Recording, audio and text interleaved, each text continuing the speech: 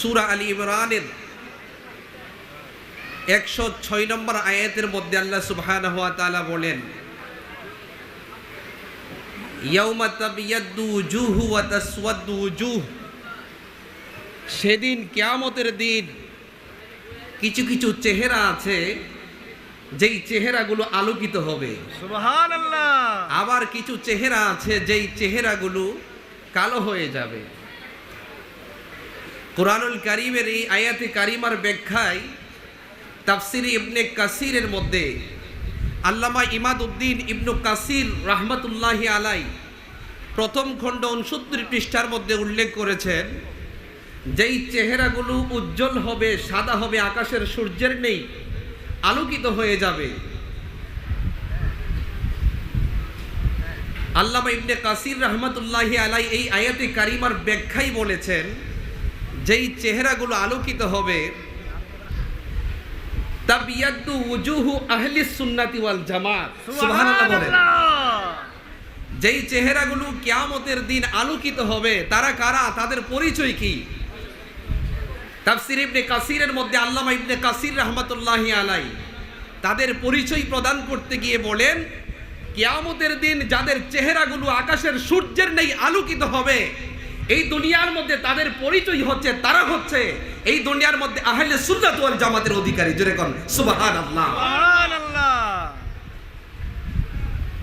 আর যাদের চেহারাগুলো কালো হবে, তারা হচ্ছে যারা দিন বিকৃতকারী, তাদের চেহারাগুলো কিয়ামতের দিন কালো হয়ে যাবে। এই জন্য আমরা যারা আহলে সুন্নাত ওয়াল জামাতকে বুকে লালন করি, আহলে সুন্নাত ওয়াল জামাতের আকীদা আমরা যারা ধারণ করি, তাদের পরিচয় কি? আহলে সুন্নাত ওয়াল জামাত কারা? আহলে সুন্নাত ওয়াল জামাতের অনুসারী কারা? মেশকাত শরীফের 31 পৃষ্ঠার মধ্যে বাবুল ইতিসাম বিল কিতাব ওয়াস সুন্নাহর মধ্যে একটি হাদিস এসেছে। আল্লাহর হাবিব সাল্লাল্লাহু আলাইহি ওয়াসাল্লাম বলেছেন, ইন্না বানি ইসরাঈলা তাফাররাকাত আলা সিনতাইন ওয়া সাবঈনা মিল্লাহ ওয়া সাতাফতারিকু উম্মতি আলা সালাসি ওয়া সাবঈনা মিল্লাহ কুল্লুহুম ফিন-নার ইল্লা মিল্লাতান ওয়াহিদা। ক্বালু মান হিয়া ইয়া রাসূলুল্লাহ? ক্বালা মা আনা আলাইহি ওয়া আসহাবি। জোরে বলুন সুবহানাল্লাহ। আমার নবী আজ থেকে ১৫০০ বছর আগে নবুয়াতের নুরানি জবান মুবারকে আমার নবীজি বলেছেন, নিশ্চয়ই বনি ইসরাইল ৭২ দলে বিভক্ত হয়েছিল, আর আমার উম্মত ৭৩ দলে বিভক্ত হবে। এই ৭৩টা দলের মধ্যে ৭২টা দল জাহান্নামে যাবে, একটা দল জান্নাতে যাবে। জোরে বলুন সুবহানাল্লাহ। ওই দলটার পরিচয় কি? আমার সাহাবায়ে কেরাম বললেন, কালু ইয়া রাসূলুল্লাহ মান হিয়া ইয়া রাসূলুল্লাহ? ওই দলের পরিচয় কি? যেই দলটি জান্নাতে যাবে, তখন আমার নবীজি বললেন, মা আনা আলাইহি ওয়া আসহাবি, যে যারা আমার নবীজির অনুসরণ করবে, আমার নবীর সাহাবায়ে কেরামের অনুসরণ করবে, যাদের অন্তরের মধ্যে আমার নবীর প্রেম থাকবে, আমার নবীজির সাহাবায়ে কেরামের প্রেম থাকবে, যাদের অন্তরের মধ্যে আমার নবীর ভালোবাসা থাকবে, আমার নবীর সাহাবায়ে কেরামের ভালোবাসা থাকবে, যারা আমার নবীজির আদর্শ অন্তরে ধারণ করবে, আমার নবীর সাহাবায়ে কেরামের আদর্শ অন্তরে ধারণ করবে, তারাই হচ্ছে জান্নাতি। জোরে বলুন সুবহানাল্লাহ। আর তাদের পরিচয় সম্পর্কে, যারা আমার নবীর অনুসরণ করে, আমার নবীর সাহাবায়ে কেরামের অনুসরণ করে, তাদের পরিচয় হচ্ছে একটা। এই হাদিসের ব্যাখ্যা করতে গিয়ে মেশকাত শরীফের সরা মিরকাতুল মাফাতি শারহু মিশকাতিল মাসাবির মধ্যে এসেছে, আল্লামা মোল্লা আলী কারি রাহিমাহুল বারি তিনি উল্লেখ করেছেন, মা আনা আলাইহি ওয়া আসহাবি।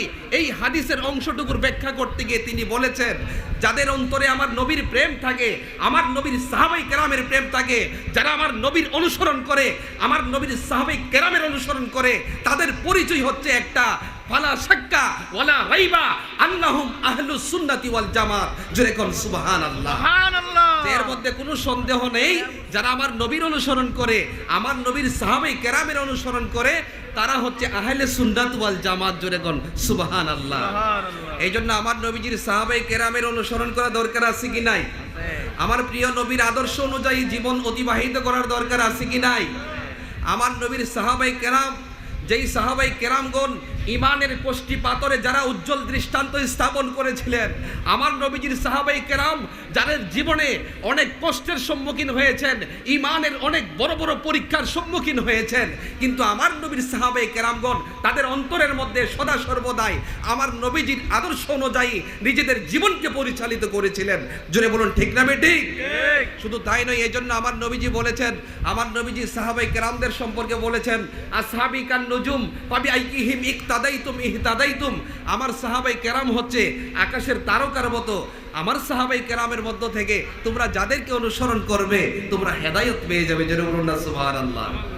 শুধু তাই নয়, অন্য এক হাদিসের মধ্যে এসেছে আল্লাহর হাবিব সাল্লাল্লাহু আলাইহি ওয়াসাল্লাম বলেছেন, আমার নবীজি বলেছেন, যেই হাদিসটি আল মুজামুল আওসাতের মধ্যে ইমাম তাবরানি রাহমাতুল্লাহি আলাই উল্লেখ করেছেন, 6666 নম্বর হাদিস, যেই হাদিসটি হযরত আব্দুল্লাহ ইবনে আব্বাস রাদিয়াল্লাহু তাআলা আনহু থেকে বর্ণিত। আল্লাহর হাবিব সাল্লাল্লাহু আলাইহি ওয়াসাল্লাম আন ইবনে আব্বাস রাদিয়াল্লাহু তাআলা আন, হযরত আব্দুল্লাহ ইবনে আব্বাস রাদিয়াল্লাহু তাআলা আনহু থেকে বর্ণিত, একবার আল্লাহর হাবিব সাল্লাল্লাহু আলাইহি ওয়াসাল্লাম আকাশের দিকে আমার নবীজি মাথা মোবারক উত্তোলন করলেন। সুবহানাল্লাহ বলতেন না? আরে জোরে বলুন না সুবহানাল্লাহ।